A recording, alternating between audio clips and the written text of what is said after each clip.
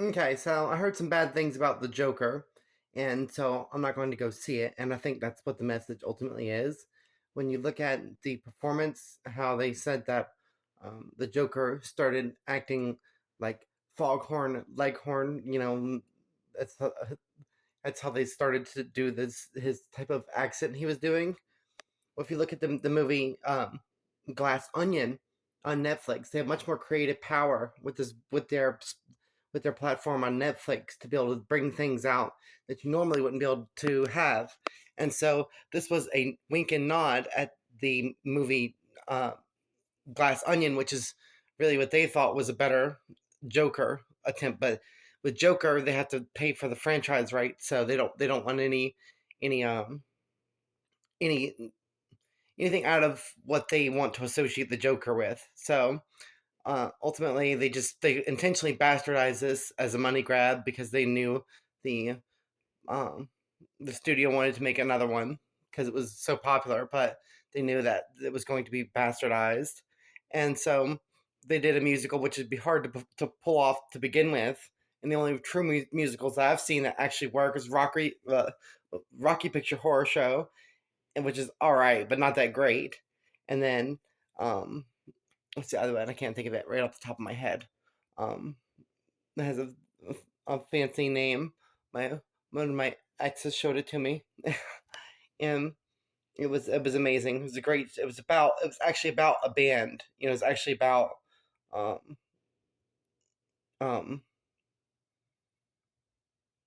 it was about basically a band, and it was so it was had to do with music itself, which makes a whole lot of sense instead of just random people busting into musical stanzas and stuff.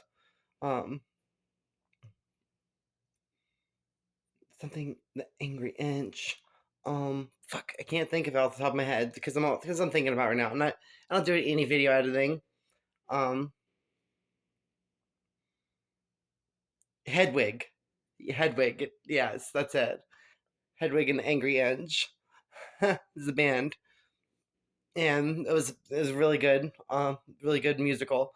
But regardless of that, um, they they were doing a wink and nod at at the Glass Onion because the Glass Onion shows a true Joker moment. It shows a real Joker moment built into the script. They show at the end the um the lady whose sister was killed, twin sister was killed. At the end, she ran out of options because that guy was incredibly stupid. The rich guy was incredibly stupid and did stupid shit and was just a moron and had no idea what the fuck he's doing. And ultimately, she ends up just knocking everything over, and it's a Joker moment. It's depicted in the movie. It's where you start to do just a little bit things, what stuff everyone already wants to see, and just some small catalyst creates a massive raging torrent of flames, and they she started burning stuff down in the house, and then she had this little piece of this fuel that they're using. It was advanced, and none of these other people wanted anything to do with it, but he tried to blackmail them and stuff. And she took it and threw it into the fire and exploded the thing, and then they run over to the Mona Lisa. And this is a Mandela effect because this is a new movie for me. um New movie experience in this universe version, which is really great. I love being able to switch universe versions and seeing new movies that came out. but but yeah, this was, and that's why the Joker was doing a wink and nod at this movie, which which ticks and ties into it, and this says had Taurus the bull in there.